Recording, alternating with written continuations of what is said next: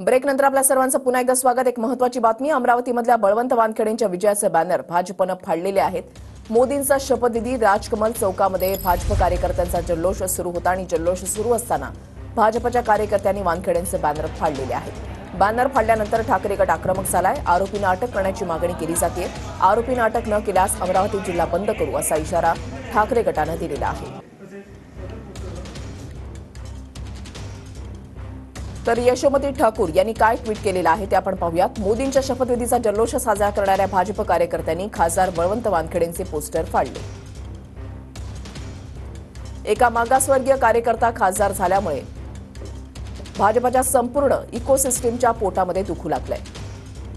खासदाराला केवळ मागासवर्गीय आहे म्हणून ही वागणूक देणार असाल तर मतपेटीतून आणखी कडक उत्तर दिलं जाईल। अमरावतीमध्ये वारंवार अशांतता पसरवण्याचा प्रयत्न होत आहे, याची दखल गृहमंत्र्यांनी घेतली पाहिजे। कायदा सुव्यवस्था बिघडवणाऱ्यांना पाठीशी घालाल तर आम्ही रस्त्यावर उतरून आंदोलन करू।